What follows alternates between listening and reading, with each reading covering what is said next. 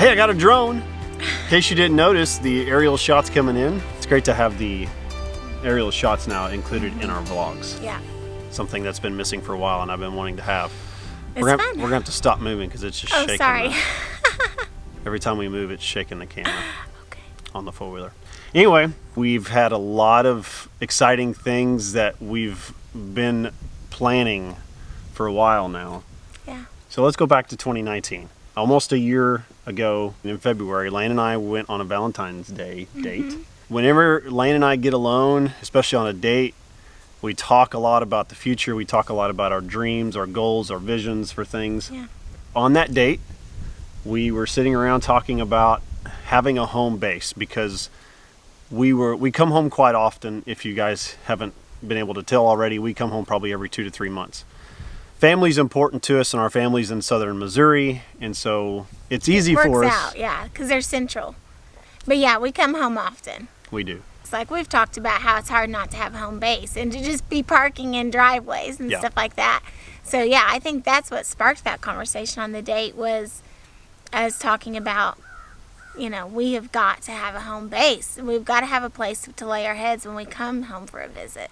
And then that kind of turned into the little house dream. Yeah, we love Little House on the Prairie, and so we always thought, how cool would it be to actually build a tiny house like the Little House? So we just kind of kick around those ideas, and not far from where we live and where we grew up is Mansfield, Missouri, which is where Laura Ingalls Wilder, where I think she lived until she passed away at this property. And there's a museum there and everything like that. And so we were kicking around all these different ideas and goals and dreams about doing that.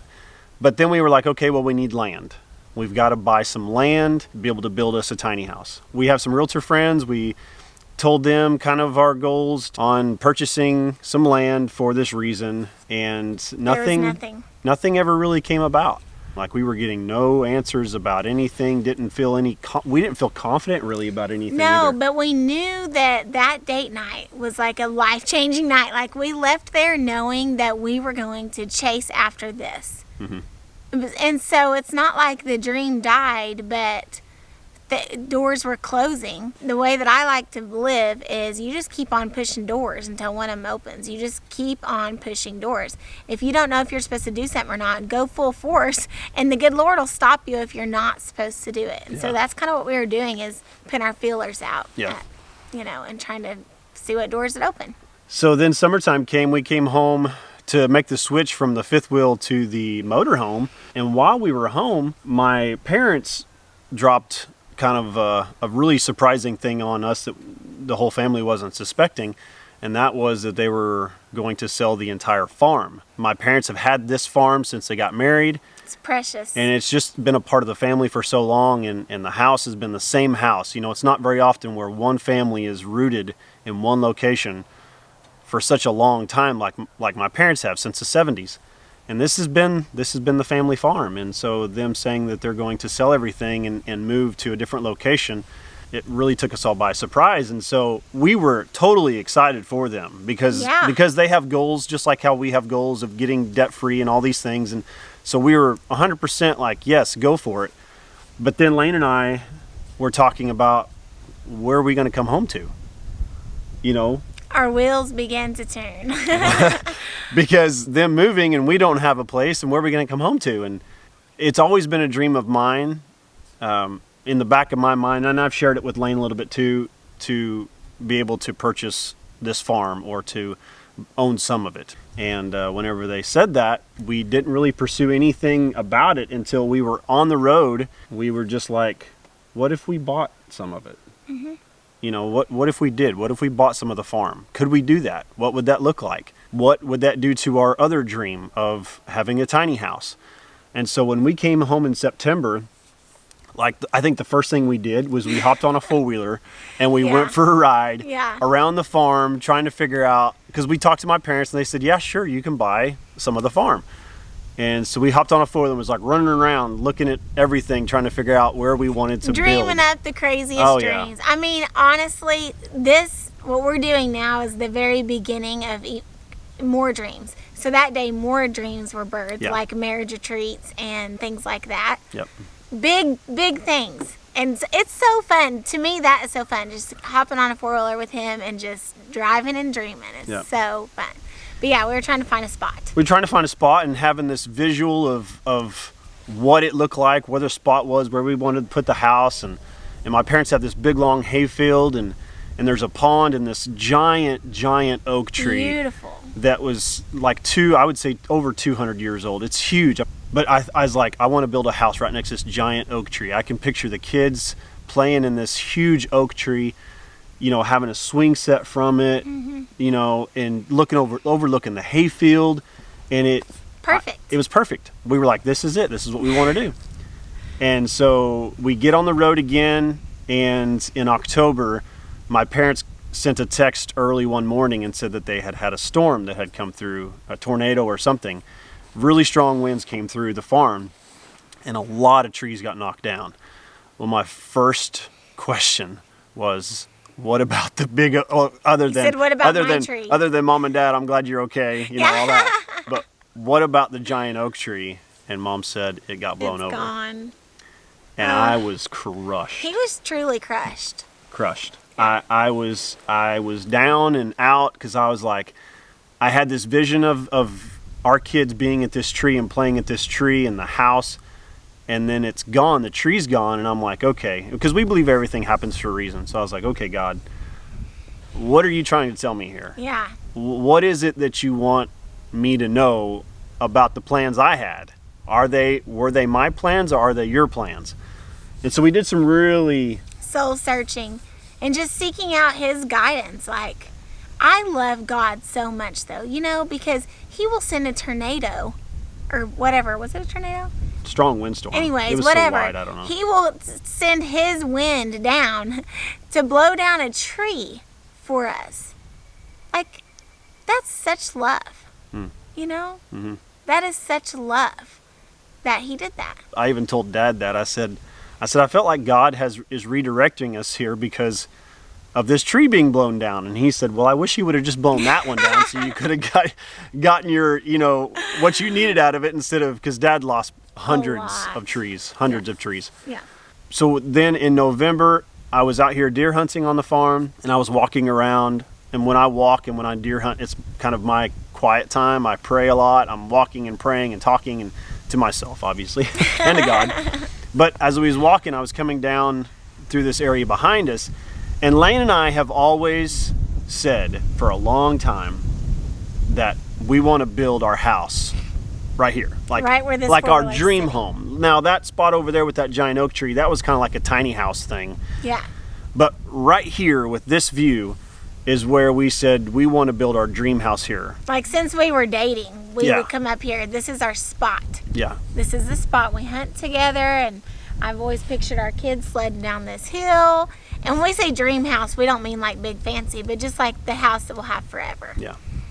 So anyways, go ahead. Yeah, well, and so as I was walking down this property, coming down this holler, we say holler, coming down the holler, there's a spring down here in the bottom side, which we'll show you in a little bit. But I was walking down there, and I just felt like this overwhelming, why didn't I ever consider this in the first place? Can we talk about how Laine did and you turned me down? Yeah. Let's talk about that. Yeah, No, okay. I mean, I did. I That is the always truth. wanted to buy this side of the farm because it made sense to me. Dad's farm is split in half. He's got, 150 acres on one side, 150 acres on the other side of the road. The road cuts it in half. But Michael doesn't hear Laine. Michael does hear God, so it's okay. My fear was that we was going to buy this piece, and because I really wanted the house side where all the hayfields are, And where the ponds are, and my fear was that if we bought this, then we never could get that. But then the storm came and blew all that down, and then we started looking, I took this walk over here. In my mind, I was like, why didn't I really give this more thought? Because this has always been us. Mm-hmm. This property, this location has always been us. This hill up here has always been us.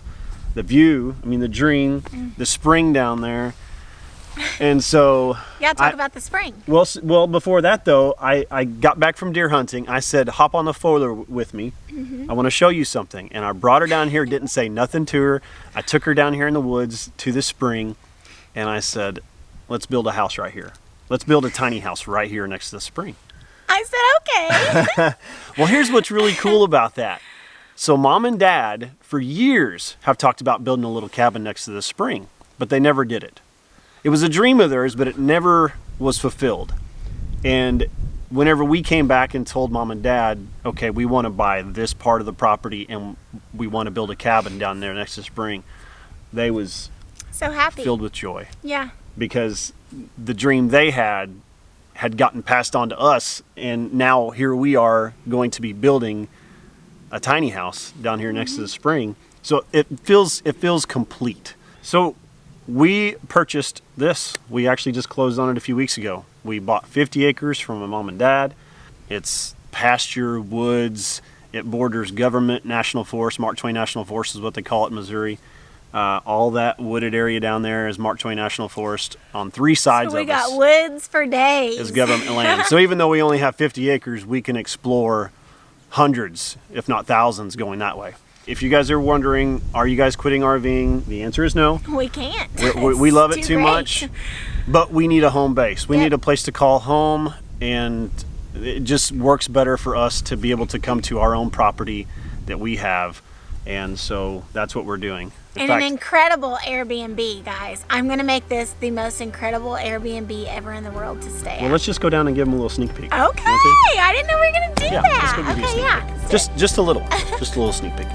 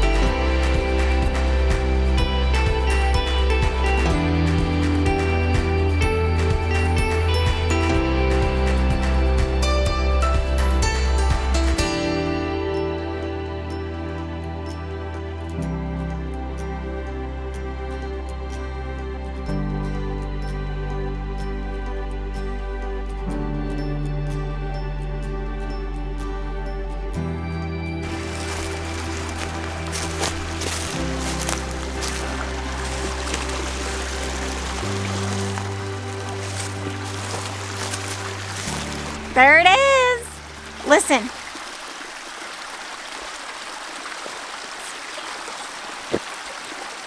Number one rule when you're looking for a place to go off-grid is water.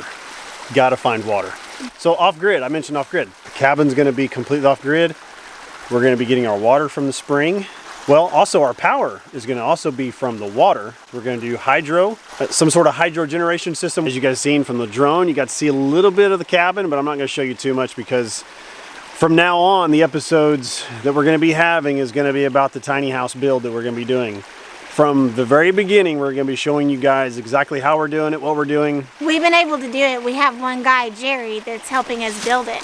And that's it. So him Yeah. and Michael and Greg, Michael's dad's helped, and I've been able to help a little bit. It's just been like, hands-on, like we're doing it. Yeah, The kids have got to help. Yeah, so we're gonna be showing all that to you guys. Yeah. That's it, guys. We bought some land, we're building a tiny house. We're not stopping RVing. It's just gonna be a little bit delayed until we can get this finished and we're gonna get back on the road. So Woo, woo. Party This- on, fellers. we are so excited about this. We hope you guys are excited about Yeah. this. I know this isn't RVing, but this is still like tiny living and showing you guys the construction process. So I hope you guys are excited about it as much as we are. And whenever you do RV, you want a home base. So hopefully this kind of helps some of you that are just starting out to be thinking ahead of time, because you do get to the place where you think, okay, I need somewhere if you go home often like we do. And so feel free to ask any questions about the process, about the land, about buying property. Guys, thank you so much for watching today. I hope you guys enjoyed it. Make sure you give us a big thumbs up, like, Thanks, guys. and subscribe. Yep. Bye, guys. Bye.